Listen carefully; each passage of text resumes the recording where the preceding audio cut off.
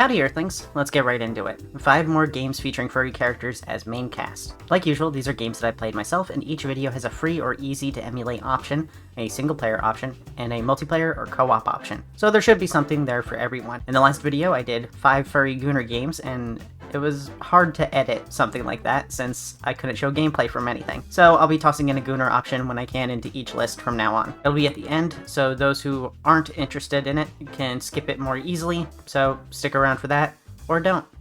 For mansion haters, Super Animal Royale.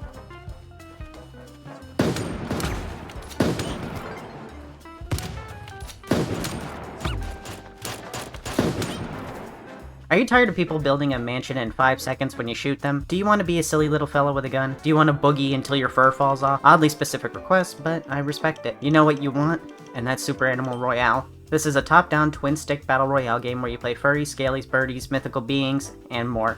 You can customize them from head to toe with clothes and accessories, but in the end you'll just pick the maid dress to go along with you cleaning up the competition. Gameplay is very standard for the battle royale genre. You'll drop in, find color rarity loot, find ammo, get bandages and juice for health, get armor for shields, then shoot other cute fuzzy animals. The only unique aspects are the lineless art style, dodge roll with iframes, and the top-down view with twin-stick gameplay. It's available on pretty much every platform. This one is the free option, and there are some free-to-play trappings, but they're overall mostly out of the way. I've been playing since before release, and the battle pass in this game is probably one of the best. Like, mostly you get lots of rewards in exchange for your dosh, but should you miss a battle pass, you can easily switch to an older one and start earning the goodies that you missed out on. So if you got a season where you're playing a ton, you can get multiple passes done at once. Characters are unlocked with DNA, which is given at a fair and steady rate. You'll get some with every match, and you can even target specific species with some items in order to unlock more for that specific species first. I play with my Bastet skin, which was completely free and did not take me long to earn. If you get together a full team, you'll find yourself easily stomping children, as my niece plays this a lot, which means you'll probably be beating up nothing but children. For the sleep deprived,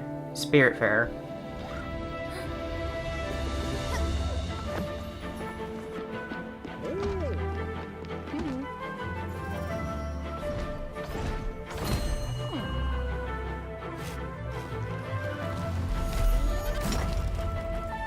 In Spiritfarer, you play a human.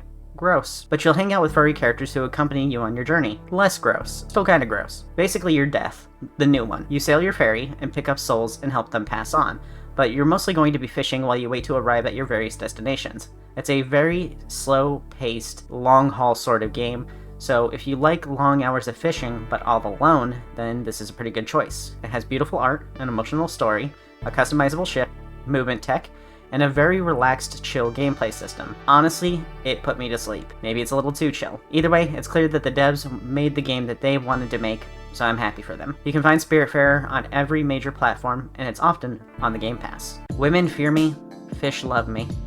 Web fishing. Spiritfarer was for people who like to fish alone.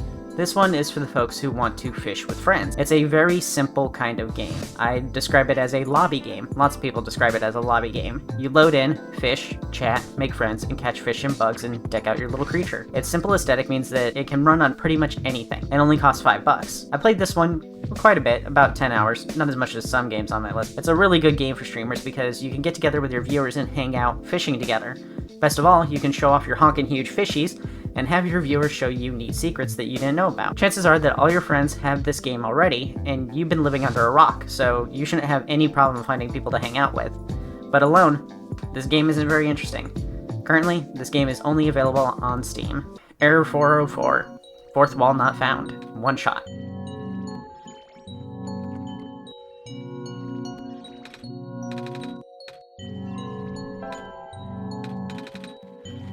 In this game, you don't play the furry creature, but instead you act as a force that communicates with the lead. They're a silly little cat fella, and you help them uncover the mystery of this world and guide them through the universe. It's a very narrative-focused game, but it has a strong and emotional story that'll leave an impact on you long-term. I'd suggest you play on the PC version, as the game has some fourth-wall-breaking shenanigans that involves using your PC. It's available on consoles, but uses a fake PC setup on the console version to deliver the story, and it's just not the same. It doesn't surprise you as much because it's not pulling from your actual system. I played both versions. The dev gave me a key for the Xbox One version, and I bought the PC version after I discovered it had computer chicanery. World Machine Edition is the one with the fake PC built into it, and that one is for consoles and Steam Deck-like devices. If you want the original experience, just get plain old one-shot on PC. For the Gooner of substance, Atlas.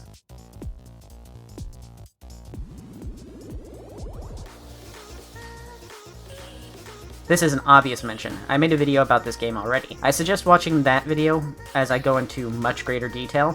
It's a little out of date though, as the game has been updated, but it'll be on the end card, so make sure you stick around for that. Atlas is an MMORPG-like game where you create a dangerously thick furry short stack character and fight monsters, complete quests, and run dungeons. Combat is very fun, fast-paced, action-packed, no tab targeting here, and lets you learn skills from other races and classes through drops. Whether you're slaying massive bosses in dungeons with your party of 4 thick hobos, or staring at Angela for uncomfortable amounts of time, this game is a riot the whole time. Best of all, it's co-op, and just like web fishing, it can very easily be a lobby game where you just hang out with people even if you don't feel like dungeoning. This one is still in development, and games like these will not be seeing completion anytime soon.